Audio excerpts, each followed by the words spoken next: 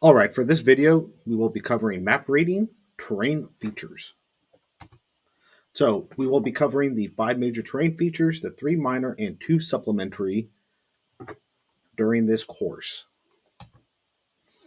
Okay, so to highlight all of the terrain features, there is 5 major, 3 minor, and 2 supplementary, and we will go one by one on what they are and how to actually identify them, not only on a map, but also what they will look like when you're actually out navigating terrain. So, first thing is something to help you all to remember the 5 major terrain features as you can kind of follow along is Hidden Valley Salad Ranch Dressing can correlate to the 5 major terrain features of hill, valley, saddle, ridge, and depression. Okay, so the first major terrain feature that we are going to cover is hill. Now, this is probably one of the easiest terrain features to identify on a map. As you all should be familiar with is the contour lines. And if you look to the left side of your screen, you will see what a hill will look like on a map. You will see the brown lines, the contour lines, as they are connected, and they slowly will depict the terrain moving up in elevation. So you see this hill that we have on the left-hand side of the screen and how it looks like on the map. Then if you look to the right side of the screen, you will see what it will actually look like in person. Now, keep in mind, when dealing with hills, it will never look, really, really circular as it is shown on the left-hand side of the screen. But as long as you can identify these contour lines connecting together and representing that the terrain itself is going up and up and up in elevation, you will be able to identify a hill. Okay, moving on to the next major terrain feature is a valley. So as you can see on the left-hand side of the screen, you will have a whole bunch of high ground, and the high ground is depicted by all of these contour lines that are surrounding this low-lying area. Now, particularly with valleys, you will find sometimes water.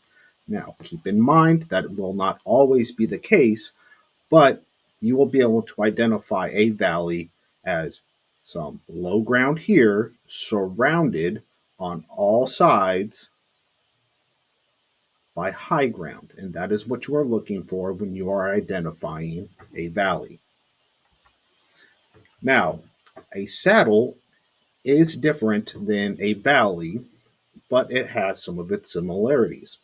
So, one of the similarities is that a saddle is low ground surrounded by high ground on two sides, but the difference is this is just low ground, but it's still up above and not actually on the floor, being surrounded completely by high ground. So, usually you will find a saddle in between two different hills. As if you look onto the left hand side of the screen, you will see that we have a hill here towards the bottom and a hill over here towards the top. And these two hills are connected by a saddle, which is just low ground in between the two hills.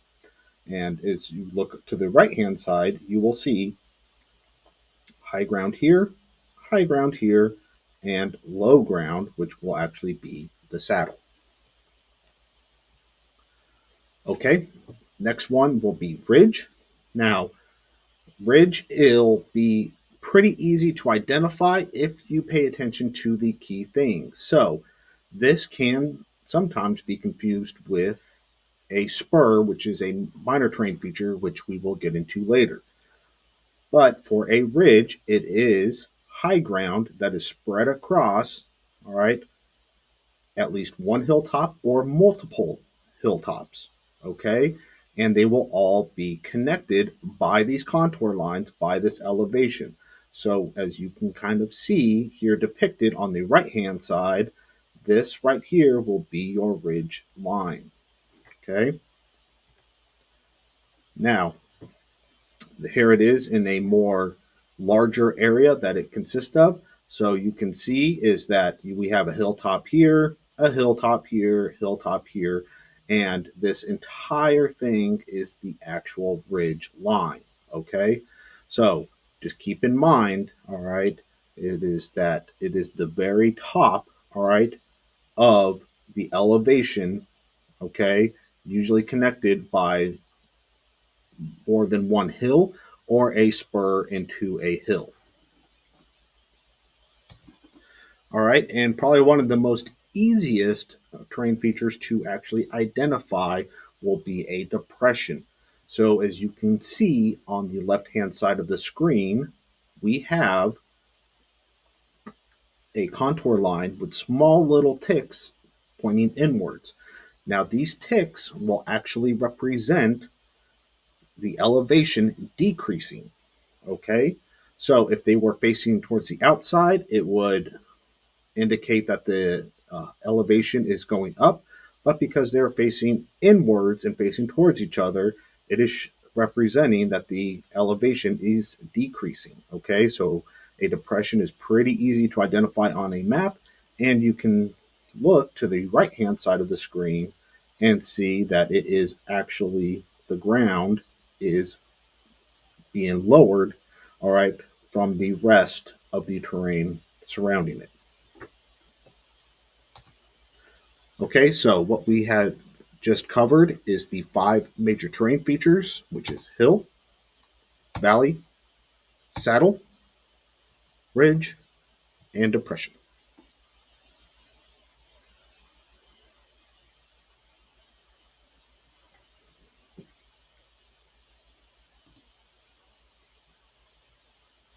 All right, so we will now be moving on to the 3 minor terrain features found on your map, and we will be covering the draw, spur, and cliff. So, for a draw, okay, usually when you look at draws, they will be low ground that is moving to higher ground that is surrounded by high ground on 2 sides of it. Okay. Now, the thing is about draws is that whenever you identify a draw, more than likely it will be connected to a spur on one or both sides of it. So if you look here on the military map on the left hand side of your screen, you will see low ground to where I'm pointing at, and you will see the high ground. And the ground slowly moves on up or down, whichever way that you are actually looking at it.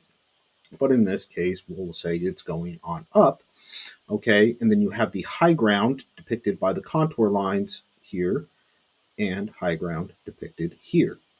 Okay, so if you look over here on the right hand side of your screen, as far as what it's supposed to look like, you will see we have low ground here at the bottom and then the ground slowly moving on up.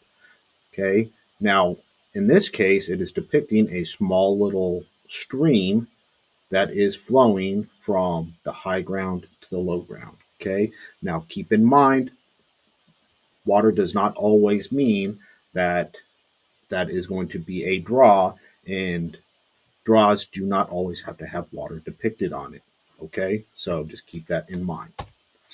Now, when we are talking about spurs, okay, so as you can see, we have the high ground starting here at the very top, and it is slowly sloping on down. Okay, so if you come here to the right hand side of the screen, as far as what it actually looked like, you will see that we have a hilltop up here, and then we have high ground that is slowly losing its height as it is coming off of this hill. Okay, so what I was talking about earlier, as far as draws and spurs being next to each other, as you can see on your right hand side of the screen, is that we have a spur here, and then we have a draw coming up the middle, and we have another spur depicted here. On the map, you can see where I'm tracing right now is the spur. We have a draw here and a draw here, okay, with another spur here and another spur forming here. Okay, so again, most of the time you will find them next to each other. It may not always be the case, but more often than not, that is the case. All right, now when we are talking about cliffs, okay? So cliffs are pretty easy to identify, as in the contour lines are going to be extremely close to each other, showing you that the elevation is moving in a very, very steep formation. Okay, so that way they will be depicted as if they were almost on top of each other. Okay, now when you are trying to calculate the height, all right, it is a little difficult, as some of these lines will look thicker just because the lines are so close to each other. So as you can see right here, we have all of our contour lines that are almost right on top of each other, and you will see how the elevation makes a quick change from high to low ground. Okay, and again, on in this particular case, they have water depicted in the low ground. Again, that may not always be the case, but easiest way to identify a cliff is the contour lines being extremely, extremely close to each other, showing that rapid change in elevation. Okay, so what we just covered for the three minor terrain features, which was draw, spur, and cliff. Okay, so now we will cover the two supplemental. Now, the thing about the supplemental is that these are man-made terrain features that you can find on a map. So the first one that we will talk about is the cut. Okay, now if you look to the left-hand side of your screen, if you remember from the depression, is that we have small little tick lines on our contour lines facing inwards. Now, if you remember from the depression, that means that the ground is moving downwards.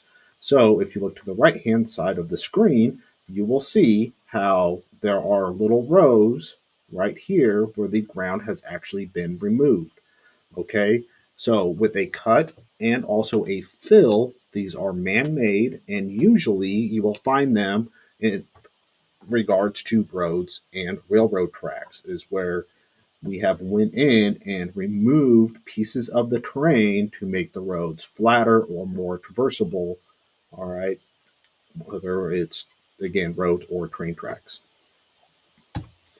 Now a fill is essentially the opposite of a cut, is to where we built up the ground, all right, to make the road or railroad more traversable. Okay, so you will see the contour line here on the left-hand side of the screen with the tick marks facing outwards, showing that the ground was built up. And then you can see how that is represented over here on the right-hand side of the screen, where the ground was built up for the road to make it a little bit flatter. Okay, so what we just went over were the two supplemental terrain features of cut and fill. So, in closing with this video, we just identified the 5 major terrain features, the 3 minor, and 2 supplementary found on a military map. If at any point you have questions or need help in identifying these terrain features, please feel free to reach out to your instructor.